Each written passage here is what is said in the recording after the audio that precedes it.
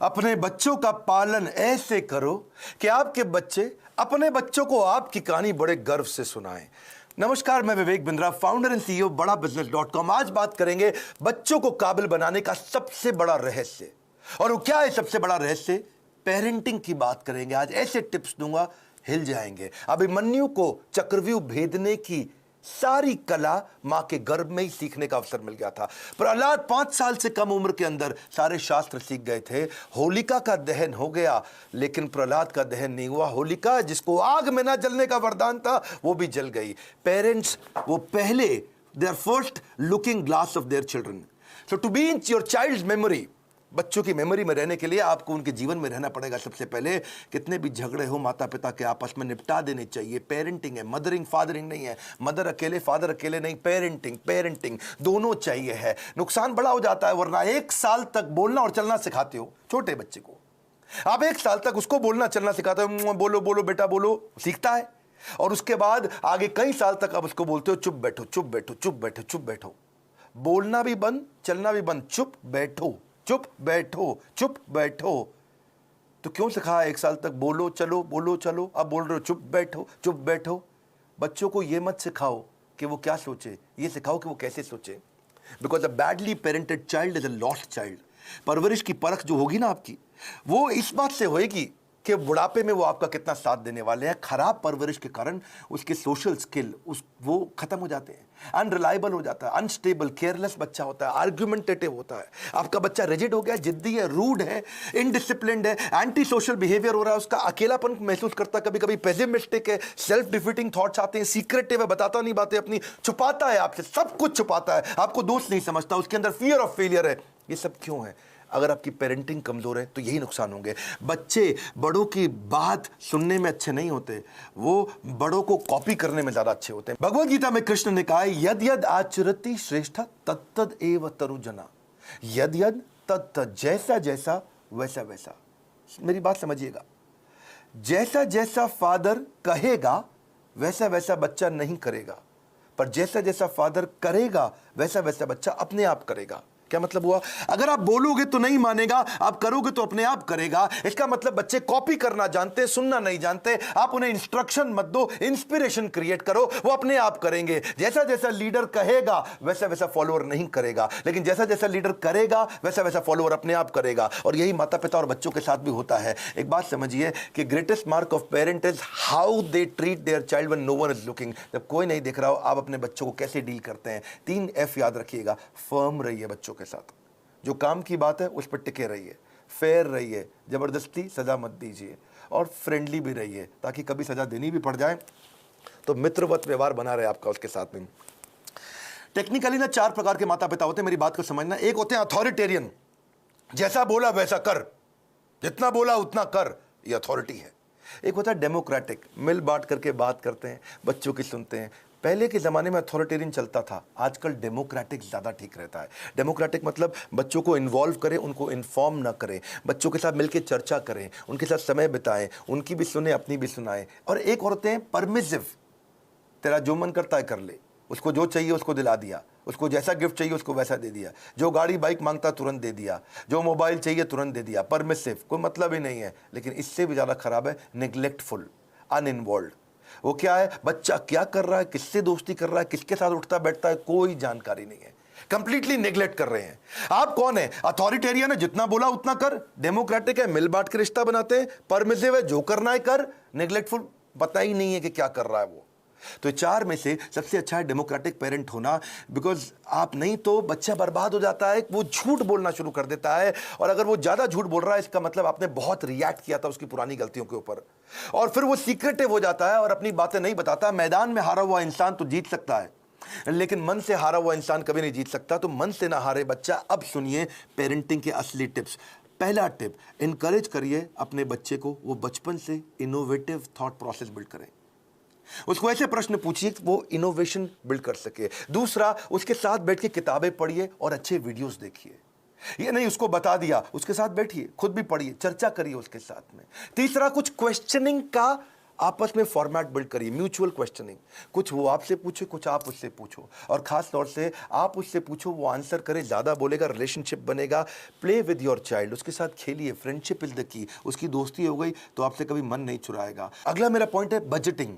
बच्चे को बजटिंग सिखाओ, उससे उसके इमोशनल रिक्वायरमेंट कम होगी, इंटेलेक्चुअल कैपेबिलिटी बढ़ेगी।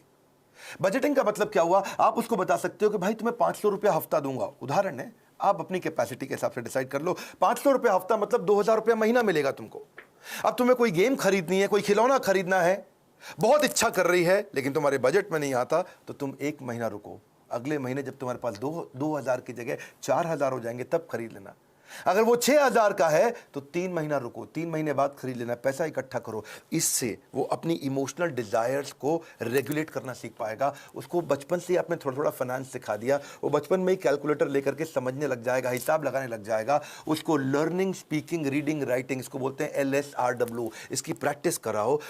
अब कभी भी अगर कोई कहानी भी सुनानी हो बच्चों को, तो कहानी किसकी सुनाओ, कुछ हेल्दी फूड के बारे में, खाने की ईटिंग हैबिट्स के बारे में, या कुछ सक्सेस के बारे में कहानी सुनाइए।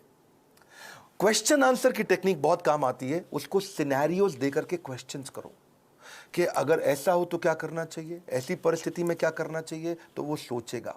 जब वो अच्छा सोचेगा, उत्तर देगा आपको, तो अपने आप सफल होगा। उसको पैशन ओरिएंटेड कंटेंट दिखाओ।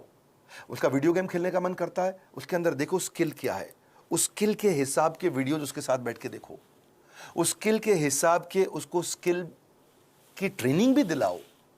उसको अगर वो बाहर खेलने नहीं जा रहा है, अंदर केवल कंप्यूटर गेम पे लगा है, या केवल बाहर खेलने जा रहा है और कंप्यूटर पे बिल्कुल नहीं बैठता, इक्वल वेटेज दो। कंप्यूटर गेम्स से भी बच्चे का माइंड शार्प होता है, और बाहर भी खेलने जाए। यानी कि फिजिकल और इंटेलेक्चुअल दोनों कैपेबिलिटीज उसकी बिल्ड करनी जरूरी है।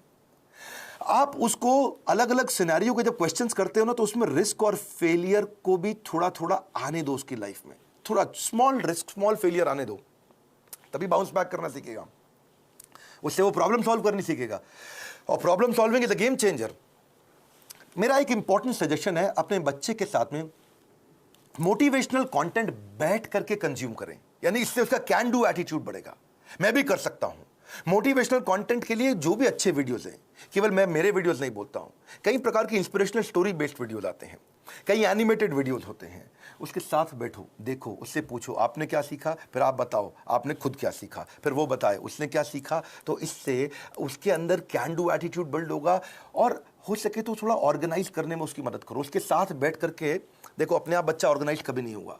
बेड लगाना तो आप मत लगाएं, अगर आप माँ हैं, बच्चे को साथ में लगाएं कि हम दोनों मिलकर आज बेड लगाएंगे, हम दोनों मिलकर आज अलमारी सेट करेंगे, हम दोनों मिलकर आज वॉशरूम साफ करेंगे, हम दोनों मिलकर के आज अपनी स्टेशनरी को ऑर्गेनाइज करेंगे, हम दोनों मिलकर के आज किताबों के कवर चढ़ाएंगे।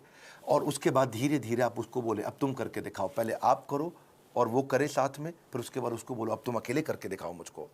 उसकी थॉट प्रोसेस अगर बिल्ड होना शुरू हो जाए तो उसको प्रेज करो, तारीफ करो। उसको कभी कोई स्टोरी सुनानी हो तो ग्रोथ माइंडसेट की स्टोरी सुनाओ। आपको उसकी तारीफ करनी, actions that are appreciated they get repeated. तो जिस एक्शन पे आप उसको अप्रिशिएट करेंगे, उस एक्शन को बार बार लेगा। जिस व्यवहार पे दोगे पुरस्कार, उसी को तो वो दोहराएगा बार बार। और आप क्या करें, जब भी चर्चा करनी हो, गोल ओरिएंटेड चर्चा करो, फ्री फ्लो चर्चा नहीं होनी चाहिए। और क्या मजे हो रहे हैं, बस आप लगे ही हुए, इसके बाद कुछ भी बात किए जा रहे हैं। सोचिए मैं इसको कैसा बनाना चाहता हूं, उस सब्जेक्ट की कहानियों पे चर्चा करो, गोल ओरिएंटेड। हाँ, बच्चे को माइक्रो मैनेज मत करिएगा कभी भी। छोटी मोटी गलतियां करता है, करने दो, हर समय नहीं टोकना।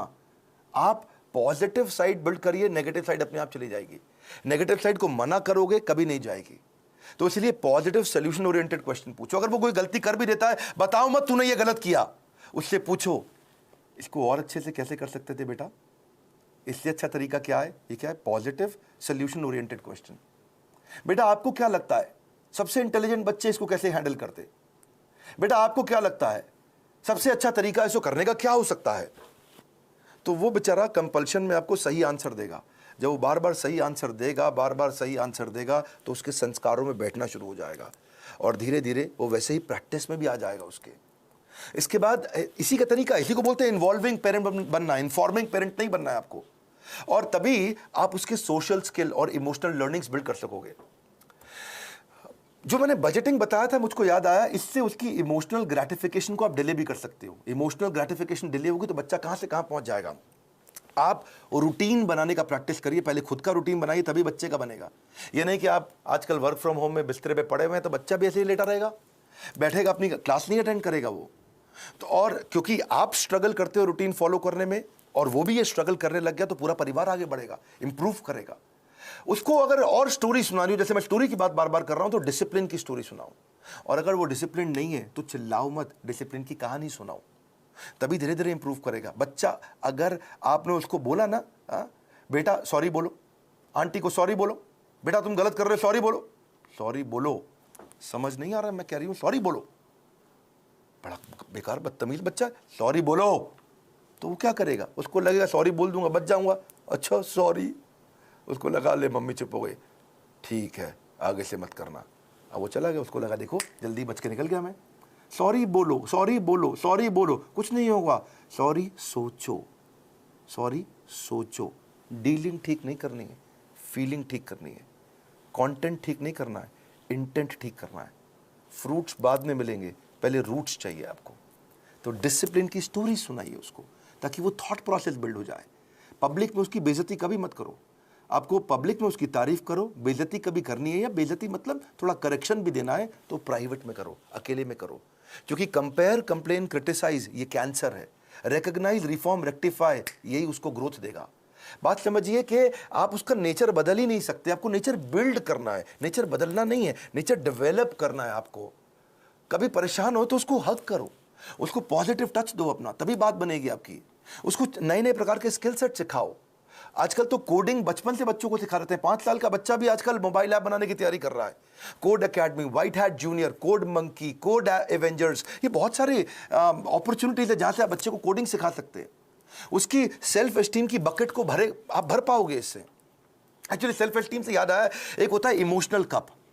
हर बच्चे का एक इमोशनल कप होता है, इसको ऐसे समझो। जिस बच्चे का इमोशनल कप खाली हो जाता है वो बच्चा बहुत गलत डायरेक्शन में जाता है, जिसका इमोशनल कप भरा होता है वो हाई सेल्फ एस्टीम के साथ ठीक आगे चलता है। इसके लिए आपको love, affection, sense of security और अटेंशन देना पड़ेगा, उसका इमोशनल कप भरा रहे। अगर आपने उसके साथ खेले, फ्रेंडशिप किया, क्वालिटी टाइम दिया और प्रेम किया, उसको प्रेज किया, अप्रिशिएट किया, उसका कप भरा रहेगा।